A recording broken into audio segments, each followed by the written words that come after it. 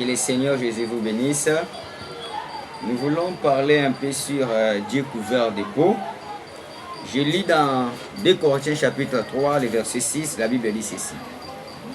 Il nous a aussi rendu capables d'être ministres d'une nouvelle alliance, non de la terre mais de l'esprit. Car la terre tue, mais l'esprit vivifie. Or, si le ministère de la mort, gravé avec de lettres sous de pierre, a été glorifié au point que les fils d'Israël ne pouvaient fixer le regard sur le visage de Moïse, à cause de la gloire de son visage, bien que cette gloire fût passagère, combien le ministère de l'Esprit ne sera-t-il pas plus glorieux? Si le ministère de la condamnation a été glorieux, le ministère de la justice est de beaucoup supérieur en gloire. Et si sous ces rapports, ce qui a été glorieux ne l'a point été, à cause de cette gloire qui lui est supérieure, en effet, si ce qui était passager a été glorieux, ce qui est permanent est bien plus glorieux. Et à donc cette expérience, nous usons d'une grande liberté et nous ne faisons pas comme Moïse, qui mettait un voile sur son visage pour que les fils d'Israël ne fissassent pas le regard sur la fin de ce qui était passagère. Mais ils sont devenus durs d'entendement, car jusqu'à ce jour, les mêmes voiles demeurent, car ils font la lecture de l'Ancien Testament, et ils ne se lèvent pas, parce que c'est en Christ qu'il disparaît. Jusqu'à ce jour, car on lit Moïse, un voile est jeté sur leur cœur. Mais lorsque le cœur se convertit au Seigneur, le voile est ôté. Or, le Seigneur, c'est l'Esprit. Et là où est l'Esprit du Seigneur, là est la liberté. Nous tous qui, les visages découverts, contemplons comme dans un miroir la gloire du Seigneur, nous sommes transformés en la même image de gloire en gloire, comme par le Seigneur l'Esprit. Amen. Écoutez maintenant, ici, je lis ici, dans Philippiens, chapitre 3D, les versets, commençons le verset 1, bon, écoutez ce que la Bible dit, je saute directement, le verset 1, je prends. Si donc il y a quelque conscience à Christ, s'il y a quelque soulagement dans la charité, s'il y a quelque union d'esprit, s'il y a quelque compassion, quelque miséricorde, rendez ma joie parfaite, ayant un même sentiment, un même amour, une même âme, une même pensée. Ne faites rien par esprit de part ou aux vaines gloires, mais que l'humilité vous fasse regarder les autres comme étant au-dessus de vous-même. Et chacun de vous, au milieu de considérer ses propres intérêts, considère aussi ceux des autres, ayant en vous le sentiment qui est en Jésus-Christ, lesquels existant en forme de Dieu, n'a point regardé comme proie arrachée d'être égal avec Dieu, mais c'est dépouiller lui-même en prenant une forme de serviteur, en devenant semblable aux hommes et apparu comme un simple homme. Il s'est humilié lui-même, se rendant obéissant jusqu'à la mort, même jusqu'à la mort de la croix. Que le Seigneur Jésus-Christ vous bénisse. Je voulais un peu parler d'un sujet, Dieu couvert de peau. Vous savez, je n'ai pas vraiment assez de temps. On nous compte des temps là-bas. Vous savez, un Dieu couvert de peau.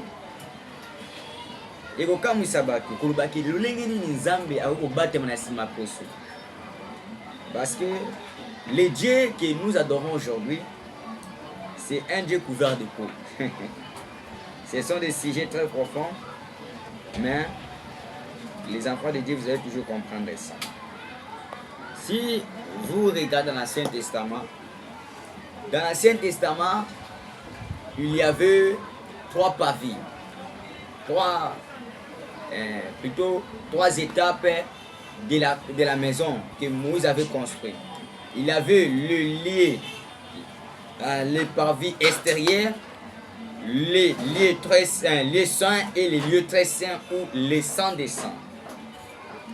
Et les hommes pouvaient arriver dans les pavés extérieurs, lieux saints, mais dans les lieux très saints, ils ne pouvaient jamais arriver. Pourquoi? Parce que c'était voilé. Et ça voilait Dieu à l'intérieur. Et là-bas, il n'y avait que l'homme qui est choisi comme un sacrificateur. Le sacrificateur Aaron qui entrait là-bas pour arranger les outils qui se trouvaient dans le lieu très très sombre. Et depuis ces jours-là, l'homme avait la crainte parce que l'homme n'avait pas l'accès dans le lieu saint parce qu'il avait péché. C'est les sacrificateurs. Mais après la mort de Jésus-Christ, vous connaissez dans Matthieu 28 et 27, on parle de la mort de Jésus. Lorsque Jésus est mort à la croix, la voile du temple s'est déchirée au milieu. Vous voyez, pourquoi ça? Et lorsque le voile s'est déchiré, la Bible dit, et les prophètes nous disent, que là maintenant, tout ce qui était caché dans les lieux trop saints est maintenant dévoilé. Tout le monde pouvait entrer, parce que dans l'Ancien Testament, c'était juste pour les sacrificateurs. Mais dans le Nouveau Testament, après la mort de Jésus-Christ, tout le monde avait l'accès dans l'arbre, avait l'accès d'entrer dans le lieu très saint. Est-ce que vous comprenez? Et c'est pourquoi, mes très frères et sœurs, nous avons reçu la tiers parole. La grâce de Dieu nous a rachetés. Et aujourd'hui, toi aussi, tu peux cacher Dieu en toi. Le Dieu qui est couvert de peau, on peut te regarder. Tu as une peau qui est née du péché. L'homme de la terre peut minimiser. Mais en toi, il y a un mystère. C'est-à-dire Dieu lui-même, l'Esprit de Dieu est caché en vous. C'est ce qu'on dit que Dieu est couvert de peau. Donc aujourd'hui, nous avons tu es en train de représenter Dieu sur la terre. Dieu est couvert de peau. Vous couvrez Dieu. C'est ce que la Bible dit ici. Et je vais maintenant lire les prophètes. Les prophètes nous disent ceci. Dans Dieu, le Dieu puissant dévoilé devant nous, au paragraphe 87. Maintenant, hommes et femmes et congressistes, j'aimerais vous dire ceci, sans exception des personnes, en considérant ces jours, en considérant, c'est pourquoi nous sommes ici aujourd'hui. J'ai bien peur que les traductions de père et d'église aient dérobé ceci à la vie de trop de gens. Depuis que le Saint-Esprit est venu en ces derniers jours, tel que prophétisé et que le voile a été déchiré, trop de gens essayent de s'accrocher aux traductions de père. Et voilà pourquoi ils ne peuvent pas voir cette joie extrême, cette paix et ces choses que l'Église possède aujourd'hui. Et pourtant, ceux qui croient peuvent les voir clairement. Il a caché la parole promise de ces jours ici. Le même Dieu là, la parole, parce que vous voyez, ce que les Juifs n'avaient pas compris, ils ont trahi Jésus. Pourquoi? Parce que Jésus était la parole. Il est la parole. Mais la parole, c'est l'esprit. Dieu est esprit. Jésus, la Bible dit dans Colossiens 9, qu'à lui habitait corporellement toute la divinité de Jésus-Christ. Donc en Jésus, il y avait la pleine divinité.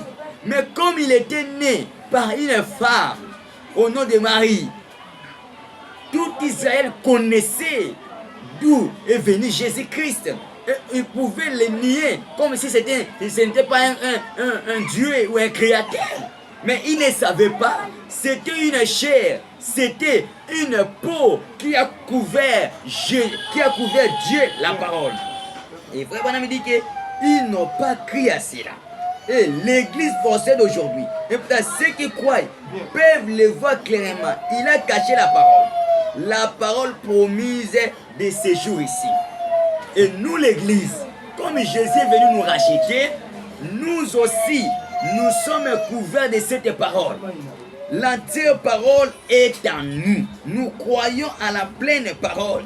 Et l'Église maintenant, nous avons cette même option, cette même pouvoir. On pouvait te regarder comme ça, comme un être humain, on te minimise. Quelqu'un te regarde comme ça, il y a une vie à Bobongate. Il y a une vie à cause de la beauté. Mais il ne sait pas que tu as couvert un Dieu. Alléluia. Un Dieu dans la peau. Mais à grande chose, il peut encore voir les mêmes personnes, la même personne que vous avez négligée avant. C'est la même personne là qui a une parole, il peut prononcer des choses et Dieu maintenant agit. Écoutez, je lis dans cette prédication, on est en train de nous signaler les temps. Je lis quelque chose ici.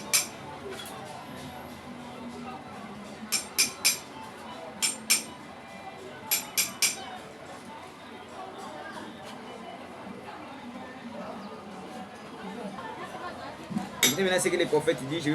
Il va vous donner une histoire. Dans la prédication, les drôles d'oiseaux.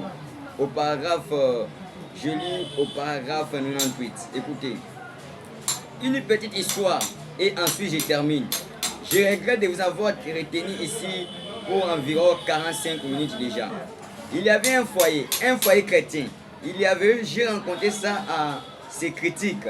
Et dans ces foyers, il croyait en Dieu. Là, il y avait un petit garçon qui avait une paire bleue des orages. Il avait peur des orages, les éclairs. Oh, il avait une paire de bleu, une paire bleue. Au moindre éclair, il courait, se cachait sous une table, n'importe où. Donc un soir, voilà qu'un gros orage a éclaté sur la ferme. Là où ils habitaient, les vents soufflaient dans les arbres et les éclairs brûlaient. Il commençait à se faire tard le soir. La mère a dit à Junior, elle a dit, maintenant Junior, monte à l'étage et va te coucher. Elle a dit, bon, n'ayez pas peur, allez, va là en haut. Alors le petit Junior, vêtu de son pyjama, a monté les escaliers en regardant en arrière. Il était au bord des larmes. Il s'est couché à essayer de dormir. La tête enfouie sous la couverture. Il n'arrivait pas à dormir à cause des éclairs qui brûlaient à la fenêtre. Alors il a dit, oh maman, a-t-il dit, monte ici et dors avec moi. Eh bien, elle a répondu, Junior, rien ne va te faire du mal. Ces éclairs ne peuvent pas te faire du mal. Il a dit, mais maman, monte ici et dors avec moi. Alors la mère a monté les escaliers et s'est couchée sur les lits près de son petit. Elle a dit, Junior, mon petit garçon, maman va te dire quelque chose. Elle a dit, Junior, nous sommes une famille chrétienne. Nous croyons en Dieu. Et nous croyons que Dieu nous protège dans les orages. Nous croyons ça. Et nous croyons que Dieu prend soin des siens. Et elle a ajouté, je veux que tu crois ça, Junior. Voilà, n'ayez pas peur. Dieu est avec nous. Et il nous protégera. Junior a sangloté pendant quelques instants. Il a dit, maman, moi aussi, je crois ça. Il a dit, mais quand les éclairs sont si près de la fenêtre, je veux toucher le Dieu qui est couvert de peau. Oh, je crois que beaucoup parmi nous les adultes pensent la même chose. Le Dieu qui est couvert de peau. Le Dieu qui est couvert de peau, ça peut avoir l'air cinglé aux yeux du monde, mais c'est en train d'attirer tous les hommes à lui. Est-ce que vous croyez à cela? Le petit Junior, il a peur des orages, des éclairs. Sa mère lui dit que Junior, n'ayez pas peur. N'ayez pas peur. Junior est allé, il est allé se coucher, se protéger sous une couverture. La maman lui dit, Junior, je te dis une chose. Nous sommes une famille chrétienne. Il ne faut pas avoir peur. Junior dit, maman, je crois à ça. Mais c'est que moi je vais le dire avec une peau. Dieu couvert de peau. Et le Dieu couvert de peau que Junior cherchait, c'était sa mère. Il voulait quelque chose, un Dieu où il peut palper, un Dieu il peut toucher. C'est ça la foi de l'église. Aujourd'hui, on n'a pas à voir un Dieu des histoires, un Dieu esprit. On a besoin de Dieu couvert de peau. Est-ce que vous croyez à cela? Un Dieu que moi je touche pour que je n'aie pas peur. Parce que quand je sens, je ne savais que si j'ai touché ma mère, même si l'orage arrivait comment, je serais bien protégé. Je serais bien gardé. C'est pourquoi elle avait besoin de voir sa mère, de lui toucher. Ça représente nous les croyants. Nous avons besoin d'un Dieu que je peux toucher. Un Dieu que je peux sentir. Un Dieu qui peut parler. Est-ce que vous croyez? Et je vais vous lire encore une autre chose. Bon. Maintenant, écoutez ce que Frère Branham dit. Dans la divinité de Jésus-Christ au paragraphe 84. Frère, quand la divinité de Dieu par le Saint-Esprit entre dans l'être humain, elle fait sortir de tout ce que Christ n'a pas créé. Vous savez que c'est la vérité. Dieu est Christ, l'espérance de la gloire en vous. Pas dans les berceaux, en vous. À un moment donné, Dieu était là au commencement. Ensuite, il est venu à Moïse. Il est venu dans les enfants d'Israël. Il est venu dans les berceaux. Mais maintenant, il adore comme s'il était quelque chose de la préhistoire. il y a très longtemps, alors que Christ est en vous. Le voici aujourd'hui, le Fils de Dieu avance. Sa grande église avance. Amen, amen, amen. Est-ce que vous croyez cela? Donc c'est ça. Aujourd'hui, il était Dieu couvert à Moïse, à Jérémie. Aujourd'hui, il est le Dieu couvert dans son église. Il est en train de travailler. Et même, malheureusement, on nous a signé, il n'y a pas assez de temps. Je pouvais vous lire encore dans la divinité de Jésus-Christ. Frère Branham dit que aujourd'hui, le Dieu que nous adorons, il n'est pas dans un criche, il n'est pas dans un berceau, il est dans l'homme. Ça aussi, c'est fort. Que le Seigneur Jésus vous bénisse richement.